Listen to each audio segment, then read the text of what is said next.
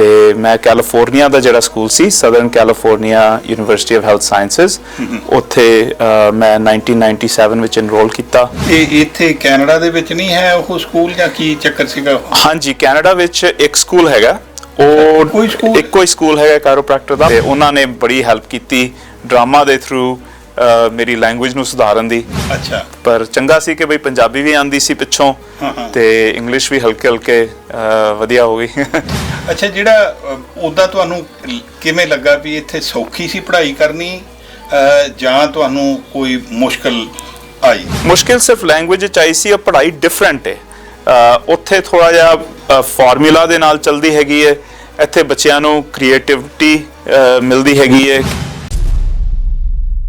Alberta Weekly sponsored by Lexus South Point and Wild Rose Garments and Silk Screening, Edmonton। Channel Punjabi ਤੋਂ Alberta weekly programme ਦੇਖ ਰਹੇ ਸਮੂਹ ਦਰਸ਼ਕਾਂ ਨੂੰ ਕੁਲਮੀਤ ਸਿੰਘ ਵੱਲੋਂ ਨਿੱਘੀ ਜੀ ਆਇਆਂ। ਵਾਹਿਗੁਰੂ ਜੀ ਕਾ ਖਾਲਸਾ, ਵਾਹਿਗੁਰੂ ਜੀ ਕੀ ਫਤਿਹ। ਅੱਜ ਅਲਬਰਟਾ ਵੀਕਲੀ ਪ੍ਰੋਗਰਾਮ ਦੇ ਵਿੱਚ ਅਸੀਂ ਇੱਕ ਸ਼ਖਸੀਅਤ ਲੈ ਕੇ ਆਏ ਹਾਂ ਜੀ, ਸਾਡੇ ਐਡਮਿੰਟਨ ਸ਼ਹਿਰ ਦੀ ਮਨਜੀਤ ਸਿੰਘ ਗਾਬਾ, ਡਾਕਟਰ ਮਨਜੀਤ ਸਿੰਘ ਗਾਬਾ। ਗੱਲ ਹੈ ਕਿ ਜੋ ਸਾਡੇ ਬਹੁਤ ਹੀ ਪਰਮ ਮਿੱਤਰ ਪ੍ਰਿਤਪਾਲ ਸਿੰਘ ਗਾਬਾ ਹੋਰਾਂ ਦੇ ਸੁਪੁੱਤਰ ਨੇ ਔਰ ਕਾਇਰੋਪ੍ਰੈਕਟਰ ਨੇ ਐਡਮਿੰਟਨ ਸ਼ਹਿਰ ਵਿੱਚ। ਪਰ ਬੜੇ ਸਾਲ ਪਹਿਲਾਂ ਜਦੋਂ ਇਹ ਭਾਰਤ ਤੋਂ ਇੱਥੇ ਆਏ ਸੀਗੇ ਉਦੋਂ ਤੋਂ ਹੀ ਮਿੱਤਰਤਾ ਸੀ ਇਹਨਾਂ ਦੇ ਪਿਤਾ ਜੀ ਦੇ ਨਾਲ, ਔਰ ਇਹ ਉਸ ਵੇਲੇ ਛੋਟੀ ਉਮਰ ਦੇ ਸੀ, ਇੱਥੇ ਆ ਕੇ ਨਾ ਪੜ੍ਹਾਈ ਲਿਖਾਈ ਕੀਤੀ ਔਰ ਉਸ ਤੋਂ ਬਾਅਦ ਜਿਹੜੀ ਗਾਂ ਦੀ ਪੜ੍ਹਾਈ ਯੂਨੀਵਰਸਿਟੀ ਦੀ ਔਰ ਡਾਕਟਰੀ ਦੀ ਉਹ ਇਹਨਾਂ ਨੇ ਇੱਥੇ ਨਾਰਥ ਅਮਰੀਕਾ ਵਿੱਚ ਹੀ ਕੀਤੀ ਹੈ। ਉਹਦੇ ਬਾਰੇ ਗੱਲਬਾਤ ਕਰਦੇ ਹਾਂ। ਗਾਂ ਬਿਜ਼ਨਸ ਨੇ, ਹੋਰ ਗੱਲਾਂ ਬਾਤਾਂ ਨੇ। ਪਰ ਇੱਕ ਗੱਲ ਦਾ ਮੈਨੂੰ ਬੜਾ ਇਸ ਗੱਲ ਦਾ ਅਫਸੋਸ ਹੈ ਕਿ ਪ੍ਰਿਤਪਾਲ ਸਿੰਘ ਗਾਬਾ ਹੋਰੀ ਪਿੱਛੇ ਥੋੜ੍ਹੀ ਦੇਰ ਹੋਈ ਹੈ ਉਹ ਸਦੀਵੀ ਵਿਛੋੜਾ ਦੇ ਗਏ। ਬੜੇ ਦਿਲਦਾਰ ਵਿਅਕਤੀ ਸੀ, ਬਹੁਤ ਹੀ ਨੇਕ ਵਿਅਕਤੀ, ਸਾਰਿਆਂ ਦੇ ਨਾਲ ਬੜਾ ਪਿਆਰ। ਤੇ ਖੈਰ ਉਹਨਾਂ ਨੇ ਜਿਹੜੀ ਉਹਨਾਂ ਦੀ ਸ਼ਖਸੀਅਤ, ਉਹਨਾਂ ਦਾ ਸੁਭਾਅ ਉਹ ਮਨਜੀਤ ਗਾਬਾ ਵੀ ਕੈਰੀ ਕਰ ਰਿਹਾ ਹੈ। ਸੋ ਜੀ ਆਇਆਂ ਕਹਿੰਦੇ ਹਾਂ ਮਨਜੀਤ ਜੀ, ਜੀ ਆਇਆਂ ਨੂੰ। ਵਾਹਿਗੁਰੂ ਜੀ ਕਾ ਖਾਲਸਾ, ਵਾਹਿਗੁਰੂ ਜੀ ਕੀ ਫਤਿਹ। ਮਨਜੀਤ, ਮੈਨੂੰ ਬੜੀ ਖੁਸ਼ੀ ਹੋ ਰਹੀ ਹੈ ਕਿ ਤੁਸੀਂ ਅੱਜ ਆਏ ਆ ਸਾਡੇ ਪਾਸ ਸਟੂਡੀਓ 'ਚ। ਮੈਂ ਆਪਣੇ ਨਾ ਦਰਸ਼ਕਾਂ ਲਈ ਇਹ ਗੱਲ ਥੋੜ੍ਹੀ ਦੱਸਣੀ ਚਾਹੁੰਦਾ, ਵੇਰਵਾ ਜਿਹਾ ਉਹਨਾਂ ਨੂੰ ਮਤਲਬ ਦਈਏ ਕਿ ਤੁਸੀਂ ਜਦੋਂ ਇੱਥੇ ਕੈਨੇਡਾ ਦੇ ਵਿੱਚ ਆਏ ਆ ਕਿੰਨੀ ਕੁ ਉਮਰ ਦੇ ਸੀਗੇ ਤੇ ਤੁਸੀਂ ਪੜ੍ਹਾਈ ਲਿਖਾਈ ਇੱਥੇ ਆ ਕੇ ਕੀਤੀ? ਫਿਰ ਕੁਲਮੀਤ ਜੀ, ਅਸੀਂ ਜਦੋਂ ਐਜ਼ ਅ ਫੈਮਿਲੀ ਆਏ ਸੀ ਤੇ 5 ਅਪ੍ਰੈਲ 1989 ਮੈਨੂੰ ਵੀ ਯਾਦ ਹੈ, ਤੇ ਪਹਿਲੀ ਵਾਰੀ ਮੈਂ ਸਨੋ ਵੇਖੀ। ਅਸੀਂ ਟੋਰਾਂਟੋ ਲੈਂਡ ਕੀਤੇ। ਅੱਛਾ। ਤੇ ਪਹਿਲੀ ਵਾਰੀ ਜਦੋਂ ਤੁਸੀਂ ਸਨੋ ਵੇਖਦੇ ਹੋ ਤੇ ਤੁਹਾਨੂੰ ਬੜਾ ਵਧੀਆ ਲੱਗਦਾ ਹੈ ਕਿ ਵੀ ਇਹ ਤੇ ਬੜੀ ਨਵੀਂ ਤਰ੍ਹਾਂ ਤੁਸੀਂ ਕੋਈ ਚੀਜ਼ ਦੇਖ ਰਹੇ ਹੋ।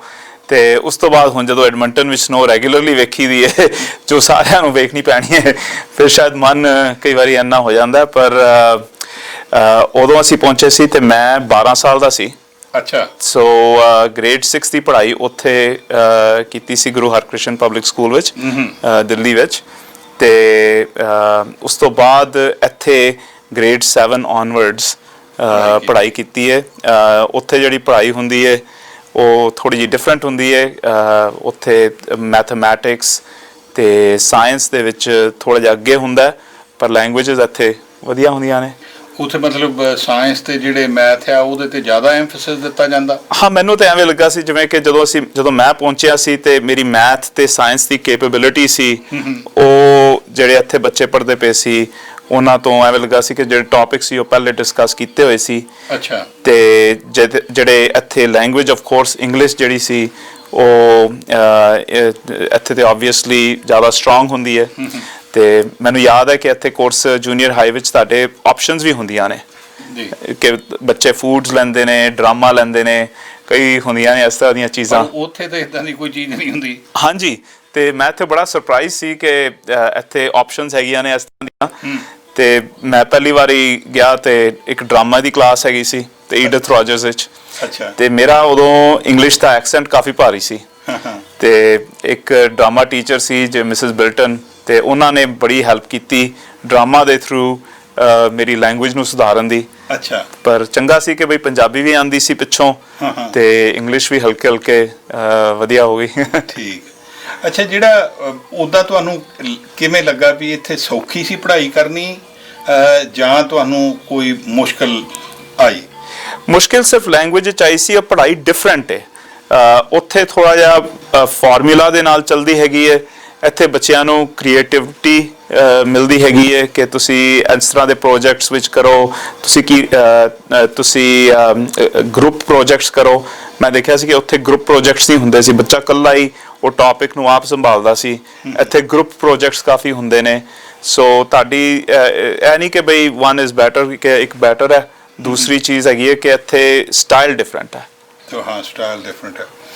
ਖੈਰ ਦੇਖੋ ਜੀ, ਇੱਥੋਂ ਜਿਹੜੀ ਇੰਗਲਿਸ਼ ਦੇ ਵਿੱਚ ਪੜ੍ਹਾਇਆ ਜਾਂਦਾ, ਥੋੜ੍ਹਾ ਜਿਹਾ ਪ੍ਰੋਨਾਂਸੀਏਸ਼ਨ ਦਾ ਫਰਕ ਆ, ਉਹ ਕਾਫੀ ਮਤਲਬ ਉਦੋਂ ਥੋੜ੍ਹਾ ਜਿਹਾ ਥੋੜ੍ਹੀ ਦੇਰ ਲਈ ਤਾਂ ਹੁੰਦਾ, ਪਰ ਉਦੋਂ ਬਾਅਦ ਜਿਹੜਾ ਬੰਦਾ ਰਮਾ ਰਮੀ ਚੱਲ ਪੈਂਦਾ। ਹਾਂਜੀ। ਅੱਛਾ, ਇੱਥੋਂ ਫਿਰ ਤੁਸੀਂ ਗ੍ਰੇਡ 12 ਇੱਥੇ ਕੀਤੇ ਸਕੂਲ ਦੇ ਵਿੱਚ? ਹਾਂਜੀ ਹਾਂਜੀ, ਗ੍ਰੇਡ 12 ਕਰਕੇ ਤੇ ਉਸ ਤੋਂ ਬਾਅਦ ਯੂਨੀਵਰਸਿਟੀ ਆਫ ਅਲਬਰਟਾ ਵਿੱਚ ਅੰਡਰ ਗ੍ਰੈਜੂਏਟ ਸਟੱਡੀਜ਼ ਕੀਤੀਆਂ। ਤੇ ਜਦੋਂ ਤੀਸਰਾ ਸਾਲ ਮੁੱਕ ਰਿਹਾ ਸੀ ਤੇ ਮੈਨੂੰ ਸ਼ੌਂਕ ਸੀ ਕਾਇਰੋਪ੍ਰੈਕਟਰ ਬਣਨ ਦਾ। ਅੱਛਾ। ਤੇ ਫਿਰ ਮੇਰੇ ਫਾਦਰ, ਜਿਨ੍ਹਾਂ ਦਾ ਤੁਸੀਂ ਮੈਂਸ਼ਨ ਕੀਤਾ, ਜਿਨ੍ਹਾਂ ਨੂੰ ਅਸੀਂ ਸਾਰੀ ਫੈਮਿਲੀ ਬਹੁਤ ਮਿਸ ਕਰਨੇ ਆ, ਤੇ ਫਾਦਰ ਤੇ ਮਾਮ ਨੇ ਕਿਹਾ ਕਿ ਬਈ ਤੁਸੀਂ ਕੀ ਪਰਸੂ ਕਰਨਾ ਚਾਹੁੰਦੇ ਹੋ, ਤੇ ਮੈਂ ਦੱਸਿਆ ਕਿ ਵੀ ਮੈਂ ਕਾਇਰੋਪ੍ਰੈਕਟਰ ਬਣਨਾ ਚਾਹੁੰਦਾ। ਅੱਛਾ। ਪਹਿਲੇ ਤੇ ਮਾਮ ਡੈਡ ਬੜੇ ਕਨਫਿਊਜ਼ਡ ਸੀ ਕਿ ਵੀ ਇਹ ਕਿਸ ਤਰ੍ਹਾਂ ਦੀ ਫੀਲਡ ਹੈਗੀ ਹੈ, ਇਹ ਕਿਸ ਤਰ੍ਹਾਂ ਦਾ ਡਾਕਟਰ ਹੁੰਦਾ ਹੈ, ਇਹਦਾ ਕਰੀਅਰ ਦਾ ਕੀ ਸਕੋਪ ਹੋਏਗਾ। ਇੰਡੀਆ 'ਚ ਤਾਂ ਉੱਥੇ ਕਹਿ ਦੇਣਾ ਵੀ ਹੱਡੀਆਂ। ਤੇ ਮੇਰੇ ਫਾਦਰ ਸਾਹਿਬ ਬਹੁਤ ਕਹਿੰਦੇ ਸੀ ਕਿ ਬਈ ਤੁਸੀਂ ਇਹ ਨਾ ਕਰੋ। ਤੇ ਪਰ ਫਿਰ ਜਦੋਂ ਦੇਖਿਆ ਕਿ ਬਈ ਮੈਂ ਉਹਨਾਂ ਨੂੰ ਦੱਸਿਆ ਕਿ ਸਿਰਫ ਹੱਡੀਆਂ ਦਾ ਨਹੀਂ ਹੁੰਦਾ ਸਿਰਫ, ਤੇ ਉਹ ਲਾਈਫ ਸਟਾਈਲ ਵੀ ਹੁੰਦਾ ਹੈ, ਦਰਦਾਂ ਹੁੰਦੀਆਂ ਨੇ ਲੋਕਾਂ ਨੂੰ, ਬੈਕ ਪੇਨ ਬਹੁਤ ਹੁੰਦੀ ਹੈ, ਤੇ ਇਹਦਾ ਬਹੁਤ ਵਧੀਆ ਇਲਾਜ ਹੁੰਦਾ ਹੈ ਕਿਸੇ ਨੂੰ ਹੈਲਪ ਕਰਨ ਦਾ, ਰਾਈਟ ਜੀ। ਤੇ ਫਿਰ ਉਹਨਾਂ ਨੇ ਸਪੋਰਟ ਦਿੱਤੀ ਪੂਰੀ। ਤੇ ਮੈਂ ਕੈਲੀਫੋਰਨੀਆ ਦਾ ਜਿਹੜਾ school C, southern California university of health sciences, ਉੱਥੇ ਮੈਂ 1997 ਵਿੱਚ ਇਨਰੋਲ ਕੀਤਾ ਤੇ ਕੰਪਲੀਟ ਕੀਤੀ ਸਾਰੀ ਸਟੱਡੀਜ਼ 2000 ਵਿੱਚ। ਇਹ ਇੱਥੇ ਕੈਨੇਡਾ ਦੇ ਵਿੱਚ ਨਹੀਂ ਹੈ ਉਹ ਸਕੂਲ, ਜਾਂ ਕੀ ਚੱਕਰ ਸੀਗਾ? ਹਾਂਜੀ, ਕੈਨੇਡਾ ਵਿੱਚ ਇੱਕ ਸਕੂਲ ਹੈਗਾ, ਉਹ ਇੱਕੋ ਹੀ ਸਕੂਲ ਹੈਗਾ ਕਾਇਰੋਪ੍ਰੈਕਟਰ ਦਾ, ਉਹ ਟੋਰਾਂਟੋ ਹੈਗਾ। ਅੱਛਾ। ਹਾਂਜੀ। ਤੇ ਆਪਸ਼ਨਸ ਹੈਗੀਆਂ ਸੀ, ਜਦੋਂ ਤੁਹਾਨੂੰ ਲਾਈਫ ਵਿੱਚ ਕੋਈ ਆਪਸ਼ਨਸ ਦਿੰਦਾ ਕਿ ਤੁਸੀਂ ਕੈਲੀਫੋਰਨੀਆ 'ਚ, ਲਾਸ ਐਂਜਲਸ 'ਚ ਜਾ ਕੇ ਪੜ੍ਹਨਾ ਜਾਂ ਟੋਰਾਂਟੋ 'ਚ ਜਾ ਕੇ ਪੜ੍ਹਨਾ, ਤੇ ਆਬਵੀਅਸਲੀ ਤੁਸੀਂ ਲਾਸ ਐਂਜਲਸ ਪਿਕ ਕਰੋ। ਮੈਂ ਲਾਸ ਐਂਜਲਸ ਪਿਕ ਕਰ ਲਿਆ। ਗਰਮੀ ਸੀ, ਸੋਚਿਆ ਲਾਈਫ ਸਟਾਈਲ ਡਿਫਰੈਂਟ ਹੋਏਗਾ। ਸਨੋ ਤੋਂ ਥੋੜਾ ਚਾਰ ਲੈ ਗਿਆ ਸੀ? ਹਾਂਜੀ, ਉਦੋਂ ਤੱਕ ਸਨੋ ਤੋਂ ਚਾਰ ਲੈ ਗਿਆ ਸੀ, ਉਹ ਫਿਰ ਟਾਈਮ ਚਲਾ ਗਿਆ। ਠੀਕ ਆ। ਅੱਛਾ, ਫਿਰ ਤੁਸੀਂ ਉੱਥੋਂ ਡਿਗਰੀ ਕੀਤੀ ਤੇ ਉਸ ਤੋਂ ਬਾਅਦ ਇੱਥੇ ਆ ਕੇ ਐਡਮਿੰਟਨ ਵਿੱਚ ਆਪਣੀ ਪ੍ਰੈਕਟਿਸ ਆਰੰਭ ਕੀਤੀ? ਹਾਂਜੀ, ਬਿਲਕੁਲ। ਐਡਮਿੰਟਨ ਵਿੱਚ, ਜਿੱਥੇ ਜਿਹੜੀ ਬਿਲਡਿੰਗ ਵਿੱਚ ਤੁਹਾਡਾ ਸਟੂਡੀਓ ਹੀ ਹੈਗਾ, ਉੱਥੇ ਹੀ ਸ਼ੁਰੂ ਕੀਤਾ ਸੀ ਪਹਿਲਾ ਕਲੀਨਿਕ 2001 ਵਿੱਚ।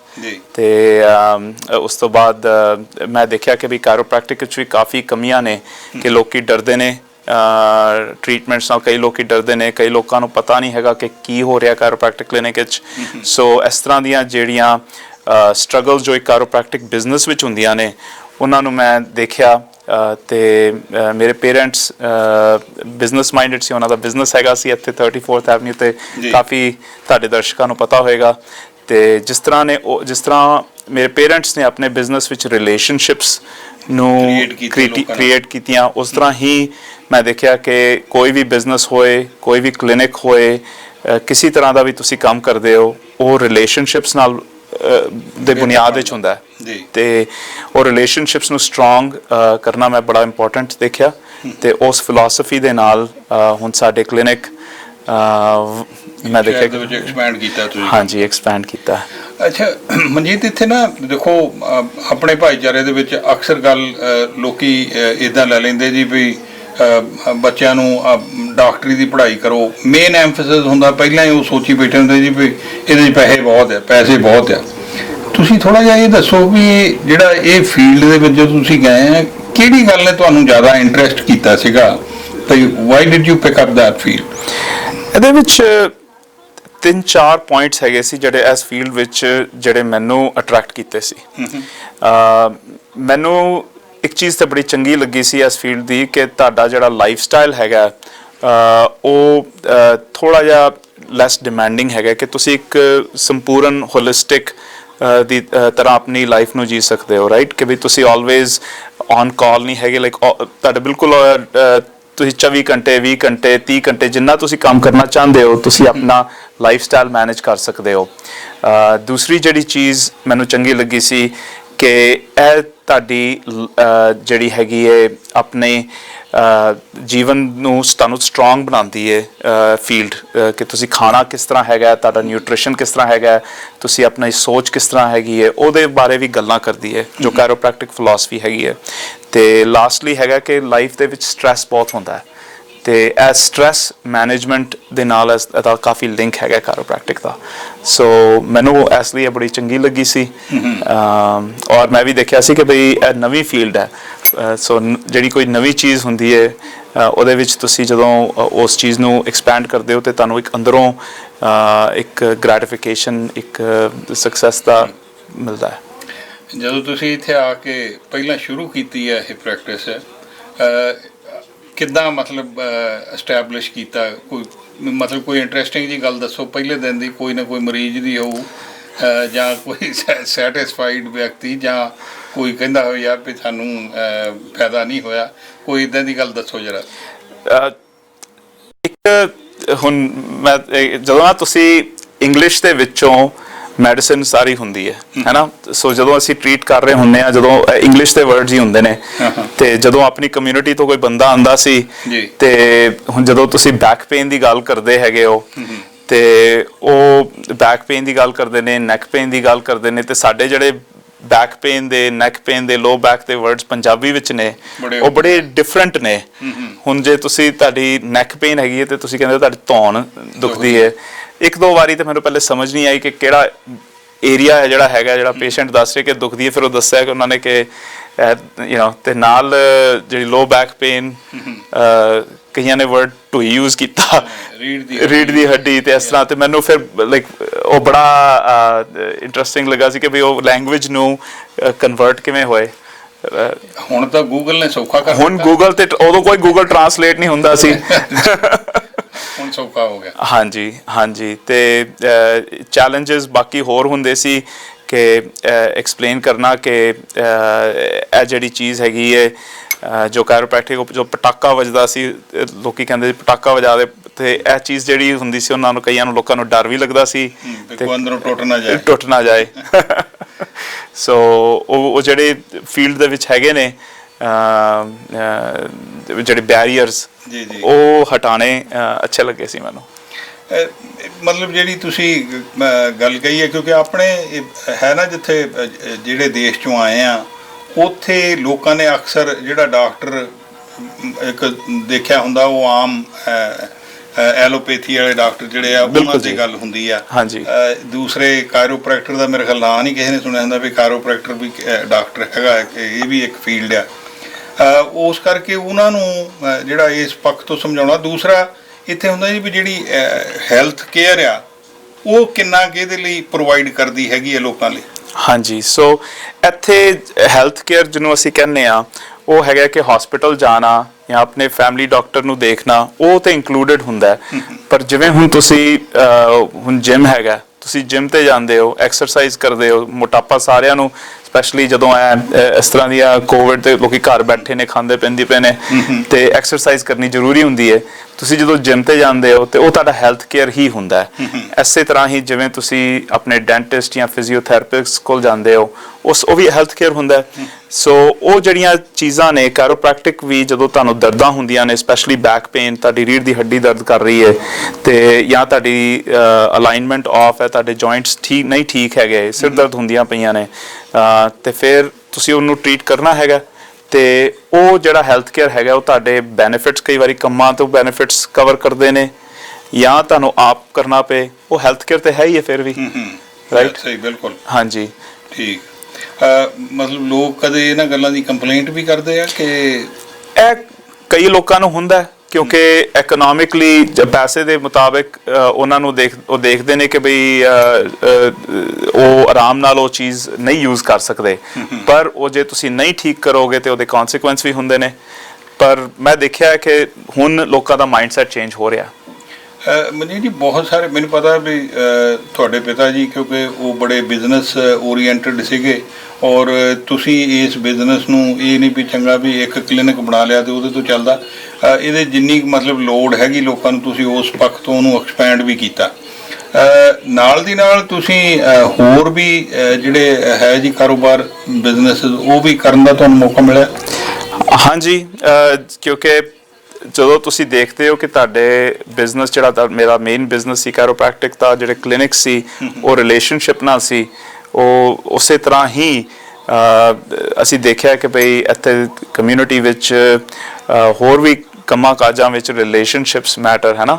ਸੋ ਅਸੀਂ ਫਾਦਰ ਦੇ ਨਾਲ ਅਸੀਂ ਡਿਵੈਲਪਮੈਂਟਸ ਕੀਤੀਆਂ ਨੇ ਰੀਅਲ ਏਸਟੇਟ ਦੀਆਂ ਜੀ, ਤੇ ਉਹਨਾਂ ਦੇ ਜਿਹੜਾ ਮੇਰਾ ਪਹਿਲਾ ਕਲੀਨਿਕ ਹੈਗਾ ਉਹ 23rd ਐਵਨਿਊ 23 ਐਵਨਿਊ ਤੇ ਜਿਹੜੀ ਬਿਲਡਿੰਗ ਬਣੀ ਹੈ ਉਹ ਮੇਰੇ ਫਾਦਰ ਸਾਹਿਬ ਕਾਫੀ ਇਨਵੋਲਵਡ ਸੀ ਉਸ ਰੀਅਲ ਏਸਟੇਟ ਡਿਵੈਲਪਮੈਂਟ ਵਿੱਚ, ਤੇ ਇਸੇ ਤਰ੍ਹਾਂ ਹੀ ਵਿੰਡਰਮੀਅਰ ਨੇਬਰਹੁੱਡ ਵਿੱਚ ਤੇ ਹੁਣ ਅੱਗੇ ਚੱਲਦੇ ਪਿਆ। ਨਹੀਂ ਦੇਖੋ ਮੈਨੂੰ ਪਤਾ ਗਾਬਾ ਸਾਹਿਬ ਨੇ ਤਾਂ ਜਿਹੜੇ ਉਹ ਜਿੱਦਾਂ ਕਹਿੰਦਾ ਹੁੰਦਾ ਵੀ ਉਹਨਾਂ ਦੇ ਉਹ ਜਿਹੜੇ ਬੂਟ ਆ ਉਹਨਾਂ ਨੂੰ ਫਿਲ ਕਰਨਾ ਬੜਾ ਔਖਾ ਕਿਉਂਕਿ ਉਹ ਕਾਰੋਬਾਰ ਦੇ ਵਿੱਚ ਬੜੇ ਮਾਹਰ ਸੀਗੇ ਔਰ ਬਹੁਤ ਹੀ ਮਿਲਣਸਾਰ ਸੀਗੇ ਲੋਕਾਂ ਦੇ ਨਾਲ ਔਰ ਆਸ ਕਰਦੇ ਹਾਂ ਕਿ ਤੁਸੀਂ ਉਸ ਗੱਲਬਾਤ ਨੂੰ ਅਗਾਂਹ ਲੈ ਕੇ ਜਾਓਗੇ। ਆਪਾਂ ਮੁੜ ਆਈਏ ਜੀ ਫਿਰ ਆਪਣੀ ਕਾਇਰੋਪ੍ਰੈਕਟਰ ਵਾਲੀ ਗੱਲਬਾਤ ਦੇ ਉੱਤੇ। ਇਹ ਜਿਹੜਾ ਹੁਣ ਥੋੜਾ ਜਿਹਾ ਸਾਨੂੰ ਤੁਸੀਂ ਇਸ ਮਤਲਬ ਜਿਹੜੀ ਨਾ ਕਾਇਰੋਪ੍ਰੈਕਟਰ ਦੇ ਵਿੱਚ ਜਿਵੇਂ ਤੁਸੀਂ ਹੁਣ ਕਿਹਾ ਵੀ ਸਪਾਈਨ ਦੀਆਂ ਪ੍ਰੋਬਲਮਸ ਹੁੰਦੀਆਂ, ਇਹ ਕਿਵੇਂ ਲੋਕਾਂ ਨੂੰ ਪ੍ਰਭਾਵਿਤ ਕਰਦੀ ਹੈ ਜੀ? ਇਹ ਜਿਹੜੀ ਸਪਾਈਨ ਆ ਆਪਣੇ ਲੋਕਾਂ ਦਾ, ਹੁਣ ਲੋਕੀ ਕਈ ਵਾਰੀ ਕਹਿੰਦੇ ਮੈਂ ਸੁਣਿਆ ਵੀ ਤੁਹਾਡਾ ਬਹਿਣ ਦਾ ਪੋਸਚਰ ਨਹੀਂ ਠੀਕ, ਫਲਾਨਾ ਨਹੀਂ ਠੀਕ, ਹਾਊ ਇਹ ਕਿਵੇਂ ਅਫੈਕਟ ਕਰਦੀਆਂ ਚੀਜ਼ਾਂ ਸਿਹਤ ਵਿਅਕਤੀ ਦੀ? ਦੇਖੋ ਤੁਹਾਡੀ ਜਿਹੜੀ ਰੀੜ੍ਹ ਦੀ ਹੱਡੀ ਹੈਗੀ ਹੈ ਉਹ ਸੈਂਟਰ ਦੇ ਵਿੱਚ ਹੈਗੀ ਹੈ ਤੁਹਾਡੀ ਬਾਡੀ ਦੀ, ਉਹ ਤੁਹਾਨੂੰ ਸਪੋਰਟ ਕਰਦੀ ਹੈ ਜਦੋਂ ਤੁਸੀਂ ਮੂਵ ਕਰਦੇ ਹੋ ਤੇ ਜਦੋਂ ਤੁਸੀਂ ਬੈਠੇ ਹੋ ਕੁਝ ਵੀ ਕਰਦੇ ਹੋ, ਤੁਹਾਡੀ ਰੀੜ੍ਹ ਦੀ ਹੱਡੀ ਦੇ ਨਾਲ ਉਹਦੇ ਅੰਦਰ ਇੱਕ ਸਪਾਈਨਲ ਕਾਰਡ ਚੱਲਦੀ ਹੈ। ਅੱਛਾ। ਤੇ ਉਹਦੇ ਨਾਲ ਤੁਹਾਡਾ ਦਿਮਾਗ ਲਿੰਕਡ ਹੈਗਾ। ਸੋ ਜਿਹੜੀ ਵੀ ਤੁਹਾਨੂੰ ਤੁਸੀਂ ਮੂਵਮੈਂਟ ਕਰਨੀ ਹੈ ਤੇ ਕੋਈ ਵੀ ਸੋਚ ਕਰਨੀ ਹੈ, ਕੁਝ ਵੀ ਹੈਗਾ, ਤੁਹਾਡੀ ਰੀੜ੍ਹ ਦੀ ਹੱਡੀ ਇਨਵੋਲਵਡ ਹੈ। ਤੇ ਜਦੋਂ ਤੁਹਾਡੀ ਰੀੜ੍ਹ ਦੀ ਹੱਡੀ ਦੇ ਵਿੱਚ ਕੋਈ ਡਿਜ਼ੀਜ਼ ਹੋ ਜਾਏ ਜਾਂ ਉਹ ਅਲਾਈਨਮੈਂਟ ਖਰਾਬ ਹੋ ਜਾਏ, ਜਿਹੜੀਆਂ 31 ਨਰਵਸ ਹੈਗੀਆਂ ਨੇ, 25 ਜੁਆਇੰਟ ਹੈਗੇ ਨੇ, ਉਹ ਜਿਹੜੇ ਸਟਕ ਹੋ ਜਾਣ ਤੇ ਫਿਰ ਪ੍ਰੋਬਲਮ ਹੁੰਦੀ ਹੈ। ਤੇ ਉਹ ਜਦੋਂ ਤੁਸੀਂ ਉਹਨੂੰ ਠੀਕ ਨਹੀਂ ਕਰਦੇ, ਉਹਨੂੰ ਤੁਸੀਂ ਮੂਵ ਨਹੀਂ ਕਰਦੇ, ਉਹਨੂੰ ਸਿੱਧਾ ਨਹੀਂ ਕਰਦੇ, ਤੇ ਫਿਰ ਪ੍ਰੋਬਲਮ ਵੱਧਦੀ ਜਾਂਦੀ ਹੈ। ਹੁਣ ਜਿਵੇਂ ਤੁਹਾਡੀ ਗੱਡੀ ਉਹਦੇ 4 ਪਹੀਏ ਨੇ ਤੇ ਇੱਕ ਪਹੀਆ ਇਸ ਤਰ੍ਹਾਂ ਹੈਗਾ, ਉਸਦੀ ਅਲਾਈਨਮੈਂਟ ਨਹੀਂ ਠੀਕ ਤੇ ਗੱਡੀ ਨਹੀਂ ਠੀਕ ਚੱਲੇਗੀ। ਜੀ ਜੀ। ਤੇ ਇਹ ਫਿਰ ਤੁਹਾਨੂੰ ਮਸ਼ੀਨਾਂ ਦਾ ਵੀ ਕੋਈ ਆਸਰਾ ਲੈਣਾ ਪੈਂਦਾ ਜੀ ਇਹਨਾਂ ਦੇ ਵਿੱਚ, ਜਾਂ ਤੁਸੀਂ ਉਹ ਜਿਵੇਂ ਆਪਣੇ ਇੰਡੀਆ ਦੇ ਵਿੱਚ ਲੋਕ ਕਰਦੇ ਆ ਉਸੇ ਤਰ੍ਹਾਂ ਕਰਦੇ ਆ? ਹਾਂਜੀ, ਸੋ ਅਸੀਂ ਐਜ਼ ਅ ਡਿਵਾਈਨ ਸਪਾਈਨ ਜਿਹੜੇ ਮੇਰੇ ਕਲੀਨਿਕਸ ਦਾ ਨਾਮ ਹੈਗਾ, ਉਹ ਅਸੀਂ ਮੇਨ ਕਲੀਨਿਕ ਇਸੇ ਤਰ੍ਹਾਂ ਹੀ ਬਣਾਏ ਨੇ ਕਿ ਉਹ ਅਸੀਂ ਸਿਰਫ ਮਸ਼ੀਨਾਂ ਹੀ ਯੂਜ਼ ਕਰਨੇ ਆ ਉਹ ਸਪਾਈਨ ਦੀ ਰੀੜ੍ਹ ਦੀ ਹੱਡੀ ਦੀ ਅਲਾਈਨਮੈਂਟ ਠੀਕ ਕਰਨ ਲਈ। ਤੇ ਉਹ ਫਿਰ ਸਾਨੂੰ ਅਲਾਉ ਕਰਦੀਆਂ ਨੇ ਕਿ ਟ੍ਰੀਟਮੈਂਟ ਜਿਹੜੀ ਹੈਗੀ ਹੈ ਕੋਈ ਬਿਨਾਂ ਦਰਦ ਤੋਂ ਬੜੇ ਪਿਆਰ ਨਾਲ ਬੜੇ ਕੰਫਰਟੇਬਲ ਹੋ ਕੇ ਟ੍ਰੀਟਮੈਂਟ ਪ੍ਰੋਵਾਈਡ ਹੋ ਸਕਦੀ ਹੈ। ਤੇ ਬੱਚਾ ਹੋਏ, ਬੁੱਢਾ ਹੋਏ, ਜਵਾਨ ਹੋਏ, ਸਾਰਿਆਂ ਨੂੰ ਆਰਾਮ ਨਾਲ ਪ੍ਰੀਸਾਈਜ਼ ਕੰਫਰਟੇਬਲ ਟ੍ਰੀਟਮੈਂਟ ਹੋਏ।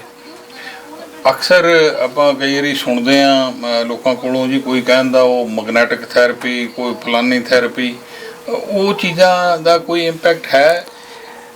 ਜਿਸ ਚੀਜ਼ ਦਾ ਦੇਖੋ ਮੈਨੂੰ ਇੰਨਾ ਪਤਾ ਹੈ ਕਿ ਟ੍ਰੇਨਿੰਗ ਬਹੁਤ ਜ਼ਰੂਰੀ ਹੁੰਦੀ ਹੈ, ਰਾਈਟ। ਤੇ ਹੁਣ ਤੁਸੀਂ ਗੱਲ ਕੀਤੀ ਹੈ ਕਿ ਤੁਸੀਂ ਜਦੋਂ ਡਾਕਟਰ ਹੈਗੇ ਹੋ ਤੇ ਤੁਸੀਂ 7-8 ਸਾਲ ਟ੍ਰੇਨਿੰਗ ਕਰਨੀ ਪੈਂਦੀ ਹੈ ਕਾਇਰੋਪ੍ਰੈਕਟਰ ਬਣਨ ਲਈ। ਸੋ ਜੇ ਤੁਸੀਂ ਕਿਸੇ ਨਾਲ ਆਪਣੀ ਹੈਲਥ ਦੀਆਂ ਪ੍ਰੋਬਲਮਸ ਸੋਲਵ ਕਰਦੇ ਹੋ, ਸਪੈਸ਼ਲੀ ਰਿਲੇਟਡ ਟੂ ਪੇਨ, ਦਰਦ ਦੀ, ਤੇ ਮੇਕ ਸ਼ੋਰ ਕਰੋ ਕਿ ਉਹਦੇ ਕੋਲ ਉਹ ਟ੍ਰੇਨਿੰਗ ਹੋਏ। ਤੇ ਤੁਸੀਂ ਦੇਖੋਗੇ ਕਿ ਜਿਹੜੇ ਲੋਕੀ ਟ੍ਰੇਨਿੰਗ ਕਰਦੇ ਨੇ ਉਹ ਆਲਵੇਜ਼ ਜਿਹੜੀਆਂ ਸਾਇੰਸ ਦੇ ਵਿੱਚ ਰੂਟਡ ਟੈਕਨੀਕਸ ਨੇ ਉਹੀ ਹੀ ਕਰਨਗੇ।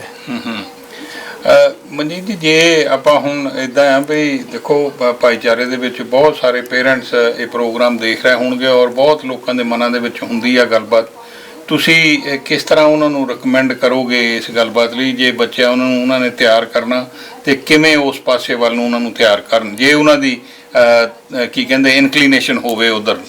ਹਾਂਜੀ, ਪਹਿਲੀ ਗੱਲ ਹੈ ਕਿ ਬਈ ਲੋ ਬੈਕ ਪੇਨ, ਸਿਰ ਦਰਦ, ਇਹ ਸਾਰੀਆਂ ਚੀਜ਼ਾਂ ਵਧੀਆਂ ਹੀ ਪਈਆਂ ਨੇ ਔਰ ਕਾਇਰੋਪ੍ਰੈਕਟਰਸ ਦੀ ਬਹੁਤ ਜ਼ਰੂਰਤ ਹੈਗੀ ਹੈ, ਬਹੁਤ ਕਮੀ ਹੈਗੀ ਹੈ ਕਾਇਰੋਪ੍ਰੈਕਟਰਸ ਦੀ ਸਾਰੀ ਦੁਨੀਆ ਵਿੱਚ, ਸਪੈਸ਼ਲੀ ਅਲਬਰਟਾ ਵਿੱਚ।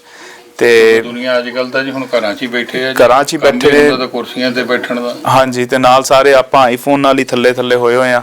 ਸੋ ਉਹਦੀਆਂ ਪ੍ਰੋਬਲਮ ਆ ਰਹੀਆਂ ਨੇ ਅੱਜ ਕੱਲ ਬਹੁਤ ਹੈਗਾ। ਉਹਨੂੰ ਕਹਿੰਦੇ ਨੇ ਅੰਗਰੇਜ਼ੀ ਵਿੱਚ ਟੈਕਸਟ ਨੈਕ। ਟੈਕਸਟ ਨੈਕ ਉਹਦਾ ਨਾਂ ਹੋ ਗਿਆ? ਹਾਂਜੀ, ਟੈਕਸਟ ਨੈਕ ਹੋ ਗਿਆ। ਸੋ ਬਹੁਤ ਕਮੀ ਹੈਗੀ ਹੈ ਕਾਇਰੋਪ੍ਰੈਕਟਰਸ ਦੀ, ਤੇ ਜੇ ਕੋਈ ਇੰਟਰਸਟਿਡ ਹੈਗਾ, ਜਿਨ੍ਹਾਂ ਨੂੰ ਕੋਈ ਚਾਹ ਹੈਗਾ ਕਿ ਇਸ ਪ੍ਰੋਫੈਸ਼ਨ ਬਾਰੇ ਕਰਨਾ ਹੈਗਾ, ਲਰਨ ਕਰਨਾ ਹੈਗਾ, ਤੇ ਮੈਨੂੰ ਜ਼ਰੂਰ ਸੰਪਰਕ ਕਰਨ divinespine.com ਤੇ ਮੇਰੇ ਨਾਲ ਤੁਸੀਂ ਰੀਚ ਆਊਟ ਕਰ ਸਕਦੇ ਹੋ, ਜਾਂ ਤੁਸੀਂ ਐਲਬਰਟਾ ਕਾਲਜ ਆਫ ਕਾਇਰੋਪ੍ਰੈਕਟਰਸ ਜਿਹੜੀ ਕਿ ਸਾਡੀ ਬਾਡੀ ਹੈਗੀ ਹੈ ਉਹਨਾਂ ਨੂੰ ਹੀ ਪੁੱਛ ਸਕਦੇ ਹੋ। ਇਹਦੇ ਵਿੱਚ ਕਰੀਅਰ ਵਿੱਚ ਬਹੁਤ ਓਪਰਚੁਨਿਟੀ ਹੈ।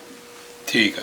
ਉਹ ਇਦਾਂ ਹੁੰਦਾ ਨਾ, ਕਈ ਵਾਰੀ ਮਾਈ ਬਾਪ ਨੂੰ ਪਤਾ ਨਹੀਂ ਲੱਗਦਾ ਕਿ ਅਸੀਂ ਜਿਹੜਾ ਮਤਲਬ ਸਾਡਾ ਬੱਚਾ, ਦੇਖੋ ਅੱਜ ਕੱਲ੍ਹ ਜਿਹੜੇ ਕੋਰਸਿਸ ਹੁੰਦੇ ਆ ਸਕੂਲਾਂ ਕਾਲਜਾਂ ਦੇ ਵਿੱਚ, ਜਿਵੇਂ ਤੁਸੀਂ ਦੱਸਿਆ ਸੀਗਾ ਵੀ ਉਹ ਭਾਰਤ ਦੇ ਵਿੱਚ ਡਰਾਮਾ ਜਾਂ ਦੂਸਰਾ ਇਹ ਚੀਜ਼ਾਂ ਨਹੀਂ ਸੀ ਹੁੰਦੀਆਂ, ਤੇ ਇੱਥੇ ਹੈਗੀਆਂ। ਇਸੇ ਤਰ੍ਹਾਂ ਹੋਰ ਵੀ ਬਹੁਤ ਸਾਰੇ ਕੋਰਸਿਸ ਆ ਜੀ। ਜਿਵੇਂ ਇੰਡੀਆ ਦੇ ਵਿੱਚ ਪਹਿਲਾਂ ਇੰਜੀਨੀਅਰਿੰਗ ਦੀਆਂ ਤਾਂ 3 ਹੀ ਬ੍ਰਾਂਚਿਸ ਹੁੰਦੀਆਂ ਸੀਗੀਆਂ ਜਾਂ ਉਹੀ ਸਮਝੀਆਂ ਜਾਂਦੀਆਂ ਸੀ। ਅੱਜ ਕੱਲ੍ਹ ਤਾਂ ਹੁਣ ਪਤਾ ਨਹੀਂ ਕਿੰਨੇ ਤਰ੍ਹਾਂ ਦੇ ਜੀ ਉਹ ਇੰਜੀਨੀਅਰਸ ਤੁਹਾਨੂੰ ਮਿਲਦੇ ਨੇ, ਹਾਂਜੀ, ਵੱਖਰੇ ਵੱਖਰੇ। ਹਾਂਜੀ। ਸੋ ਕਈ ਵਾਰੀ ਪੇਰੈਂਟਸ ਨੂੰ ਉਹਨਾਂ ਗੱਲਾਂ ਦਾ ਨਹੀਂ ਪਤਾ ਲੱਗਦਾ। ਬੱਚੇ ਜਦੋਂ ਸਕੂਲ ਕਾਲਜ ਜਾਂਦੇ ਨੇ, ਅਗਰ ਥੋੜ੍ਹਾ ਜਿਹਾ ਆਪਣੇ ਪੇਰੈਂਟਸ ਨੂੰ ਉਹ ਸਲਾਹ ਮਸ਼ਵਰਾ ਦੇਣ ਵੀ, ਤੇ ਨਾਲ ਉਹਨਾਂ ਨੂੰ ਕਹਿਣ ਜੀ ਵੀ ਤੁਸੀਂ ਵੀ ਪੁੱਛ ਪੜਤਾਲ ਕਰੋ ਇਸ ਗੱਲਬਾਤ ਲਈ। ਹਾਂਜੀ, ਇਹ ਤੇ ਬੱਚਿਆਂ ਨੂੰ ਵੀ ਇਨੀਸ਼ੀਏਟਿਵ ਲੈਣਾ ਚਾਹੀਦਾ ਕਿ ਤੁਸੀਂ ਰੀਚ ਆਊਟ ਕਰੋ, ਆਪਣੇ ਪੇਰੈਂਟਸ ਨੂੰ ਸਮਝਾਓ ਕਿ ਤੁਹਾਡਾ ਇੰਟਰਸਟ ਹੈਗਾ, ਔਰ ਓਪਨ ਗੱਲ ਕਰੋ ਫੈਮਿਲੀ ਵਿੱਚ ਕਿ ਤੁਸੀਂ ਆਪਣਾ ਕਰੀਅਰ ਕਿੱਥੇ ਲੈ ਕੇ ਜਾਣਾ ਚਾਹੁੰਦੇ ਹੋ। ਕਾਇਰੋਪ੍ਰੈਕਟਿਕ ਦਾ ਕਰੀਅਰ ਜਿਹਦਾ ਮੈਨੂੰ ਪਤਾ ਹੈਗਾ, ਮੇਰੇ ਲਈ ਤੇ ਬਹੁਤ ਵਧੀਆ ਰਿਹਾ ਹੈਗਾ। ਹਜੇ ਤੱਕ ਆਲਮੋਸਟ 20 ਸਾਲ ਹੋ ਗਏ ਨੇ ਇਹ ਕੰਮ ਕਰਦਿਆਂ, ਤੇ ਬਹੁਤ ਇੰਜੋਏਬਲ ਰਿਹਾ। ਕਾਫੀ ਲੋਕਾਂ ਨੂੰ ਮਿਲਿਆ ਹੈਗਾ, ਬੜੀਆਂ ਵਧੀਆ ਰਿਲੇਸ਼ਨਸ਼ਿਪਸ ਮਿਲੀਆਂ ਨੇ। ਅੱਛਾ ਮਨਜੀਤ, ਇੱਕ ਗੱਲ ਹੋਰ ਦੱਸਿਓ ਮੈਨੂੰ ਵੀ ਤੁਸੀਂ ਜਿਹੜੀ ਆ ਦਸਤਾਰ ਇੱਦਾਂ ਹੀ ਰੱਖੀ ਆ ਤੁਹਾਨੂੰ, ਕਿਉਂਕਿ ਜਿਹੜੇ ਸਮੇਂ ਤੁਸੀਂ ਉੱਥੇ ਜਾ ਕੇ ਆਏ, ਅਮਰੀਕਾ ਦੇ ਵਿੱਚ ਪੜ੍ਹਾਈ ਲਿਖਾਈ ਕੀਤੀ ਜਾਂ ਇੱਥੇ ਵੀ ਪੜ੍ਹਾਈ ਕੀਤੀ, ਤੁਹਾਨੂੰ ਕਦੇ ਕੋਈ ਇਸ ਤਰ੍ਹਾਂ ਦੀਆਂ ਉਲਝਣਾਂ ਜਾਂ ਕੋਈ ਪ੍ਰੋਬਲਮਸ ਤਾਂ ਨਹੀਂ ਆਈਆਂ? ਹਾਂਜੀ, ਉਲਝਣਾਂ ਤੇ ਆਉਣਗੀਆਂ ਹੀ। ਜਦੋਂ ਤੁਸੀਂ ਡਿਫਰੈਂਟ ਹੁੰਦੇ ਹੋ ਤੇ ਤੁਹਾਨੂੰ ਉਲਝਣਾਂ ਆਉਂਦੀਆਂ ਹੀ ਨੇ, ਪਰ ਦੂਜੇ ਵੀ ਬੈਨੀਫਿਟ ਹੁੰਦੇ ਨੇ, ਕਿਉਂਕਿ ਤੁਸੀਂ ਦੇਖਦੇ ਹੋ ਕਿ ਤੁਸੀਂ ਆਪਣੇ ਹੁਨਰ ਨੂੰ ਹੋਰ ਵਧਾਉਂਦੇ ਹੋ।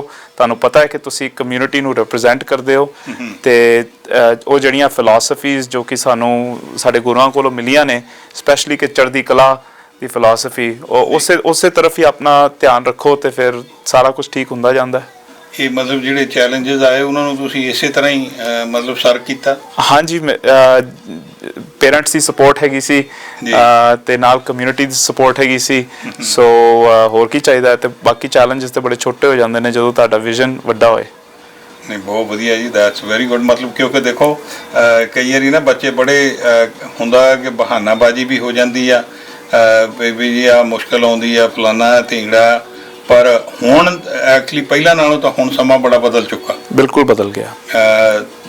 ਮਤਲਬ ਪਹਿਲਾਂ ਦੇ ਵਿੱਚ ਬੜੀਆਂ ਮੁਸ਼ਕਲਾਂ ਸੀ ਜਦੋਂ ਤੁਸੀਂ ਪੜ੍ਹਾਈ ਕੀਤੀ ਆ ਇੱਥੇ, ਖਾਸ ਕਰਕੇ ਅਲਬਰਟਾ ਦੇ ਵਿੱਚ, ਲੇਟ 80s ਦੇ ਵਿੱਚ, ਕਹਿ ਲਓ 90s ਦੇ ਵਿੱਚ। ਪਰ ਹੁਣ ਜਿਵੇਂ ਤੁਸੀਂ ਦੱਸਿਆ ਵੀ ਪਹਿਲਾਂ ਨਾਲੋਂ ਕਾਫੀ ਫਰਕ ਪਿਆ ਆ, ਔਰ ਜਿਹੜੇ ਬੱਚੇ ਪੜ੍ਹਨਾ ਚਾਹੁੰਦੇ ਨੇ ਉਹਨਾਂ ਨੂੰ ਕੋਈ ਤਕਲੀਫ ਨਹੀਂ ਹੋਣੀ ਚਾਹੀਦੀ। ਹਾਂਜੀ, ਔਰ ਨਾਲ ਸਾਰਾ ਜਿਹੜੀ ਦੁਨੀਆ ਹੈਗੀ ਹੈ ਇਹਦੇ ਵਿੱਚ ਤੁਸੀਂ ਕਿਤੇ ਆਈਸਕ੍ਰੀਮ ਵੀ ਖਾਣ ਜਾਓ ਤੇ ਇੰਨੇ ਫਲੇਵਰਸ ਹੁੰਦੇ ਨੇ ਤੇ ਤੁਹਾਨੂੰ ਚੰਗਾ ਲੱਗਦਾ ਹੈ, ਤੇ ਹਰ ਬੰਦਾ ਵਨੀਲਾ ਥੋੜੀ ਹੋਣਾ ਚਾਹੀਦਾ। ਵਧੀਆ ਫਲੇਵਰਸ ਹੋਣ। ਤੇ ਇਸੇ ਤਰ੍ਹਾਂ ਅਸੀਂ ਵੀ ਜਿਹੜਾ ਸਾਡਾ ਕਲਚਰ ਹੈਗਾ ਉਹ ਇੱਕ ਦਾਨ ਹੈਗੀ ਹੈ ਸਾਨੂੰ, ਸਾਡੀ ਜਿਹੜੀ ਨੌਲੇਜ ਹੈਗੀ ਹੈ ਉਹ ਵੀ ਸਾਨੂੰ ਦਾਨ ਹੈਗੀ ਹੈ, ਅਸੀਂ ਸਾਰਿਆਂ ਨਾਲ ਸ਼ੇਅਰ ਕਰਨਾ ਚਾਹੁੰਦੇ ਹਾਂ। ਮੈਨੂੰ ਤਾਂ ਬੜਾ ਵਧੀਆ ਲੱਗਦਾ, ਮੇਰੇ ਬੱਚਿਆਂ ਨੂੰ ਵੀ ਬੜਾ ਵਧੀਆ ਲੱਗਦਾ ਕਿ ਅਸੀਂ ਇਸ ਤਰ੍ਹਾਂ ਹੈਗੇ ਹਾਂ। ਤੇ ਲੋਕਾਂ ਨੂੰ ਪੁੱਛਦੇ ਨੇ ਕਿ ਤੁਸੀਂ ਕਿਸ ਗੱਲ ਦੇ ਬਾਰੇ ਸਟੈਂਡ ਕਰਦੇ ਹੋ, ਤੇ ਬੜਾ ਵਧੀਆ ਲੱਗਦਾ, ਚੰਗਾ ਲੱਗਦਾ। ਤੇ ਜਦੋਂ ਹੁਣ ਤੁਹਾਡੇ ਕੋਲ ਕਈ ਵਾਰੀ ਕੋਈ ਕਲਾਇੰਟ ਆਉਂਦੇ ਨੇ, ਜਿਹੜੇ ਪੇਸ਼ੈਂਟ ਆਉਂਦੇ ਆ, ਹਾਂਜੀ, ਉਹਨਾਂ ਦੇ ਵਿੱਚ ਨੈਚੁਰਲੀ ਆ ਵੀ ਇੱਥੋਂ ਦੀ ਪਾਪੂਲੇਸ਼ਨ ਵੀ ਹੋਏਗੀ। ਬਿਲਕੁਲ। ਤੇ ਉਹ ਪਹਿਲਾਂ ਤਾਂ ਜ਼ਰੂਰ ਕੀ ਕਹਿੰਦੇ ਹੁੰਦੇ, ਥੋੜਾ ਬਹੁਤ ਅਚੰਭਾ ਸ਼ੋਅ ਕਰਦੇ ਹੋਣੇ ਆ, ਪਰ ਬਾਅਦ ਦੇ ਵਿੱਚ ਕਿਵੇਂ ਮਹਿਸੂਸ ਕਰਦੇ ਜੀ ਜਦੋਂ ਆਰਾਮ ਉਹਨਾਂ ਨੂੰ ਪੂਰਾ ਆ ਜਾਂਦਾ, ਤੇ ਫਿਰ ਕਿਵੇਂ ਜਾਂਦੇ ਆ? ਬਿਲਕੁਲ। ਇਹ ਪਹਿਲੇ ਤੇ ਉਹਨਾਂ ਨੂੰ ਕਈ ਵਾਰੀ ਹੁੰਦਾ ਹੀ ਹੈ ਕਿ ਇੱਕ ਤੇ ਦਰਦ ਹੋ ਰਹੀ ਹੁੰਦੀ ਹੈ, ਤੇ ਇੱਕ ਉਹ ਕਈ ਵਾਰੀ ਦੇਖਦੇ ਨੇ ਕਿ ਓਪਰਾ ਬੰਦਾ ਹੈਗਾ, ਪਰ ਜੇ ਤੁਹਾਡੇ ਮਨ ਦੇ ਵਿੱਚ ਸਿਰਫ ਉਹਨਾਂ ਲਈ ਇੱਕ ਸੇਵਾ ਦਾ ਭਾਵ ਹੁੰਦਾ ਨਾ, ਉਹ ਆਟੋਮੈਟਿਕਲੀ ਉਹ ਆਪਣੇ ਆਪ ਹੀ ਆ ਰਿਹਾ ਹੁੰਦਾ ਬਾਹਰ। ਤੇ ਜਦੋਂ ਉਹ ਫੀਲ ਕਰਦੇ ਨੇ ਕਿ ਤੁਹਾਡਾ ਕਲਚਰ, ਤੁਹਾਡਾ ਜਿਹੜਾ ਮਨ ਹੈ ਉਹ ਸਿਰਫ ਸੇਵਾ ਵਾਲੀ ਹੈਗਾ, ਤੇ ਉਹ ਸਾਰਾ ਕੁਝ ਫਿਰ ਠੀਕ ਹੋ ਜਾਂਦਾ ਆਪਣੇ ਆਪ ਹੀ। ਵੈਰੀ ਨਾਈਸ, ਬਹੁਤ ਵਧੀਆ ਮਨਜੀਤ। ਔਰ ਇਸੇ ਸੇਵਾ ਭਾਵਨਾ ਦੇ ਨਾਲ ਦਾਤਾ ਮਿਹਰ ਕਰੇ ਜੀ, ਤੁਹਾਡਾ ਕੰਮਕਾਰ ਹੋਰ ਵੀ ਵਧੇ ਫੁੱਲੇ ਔਰ ਤੁਹਾਨੂੰ ਚੜ੍ਹਦੀ ਕਲਾ ਹਮੇਸ਼ਾ ਬਖਸ਼ੇ।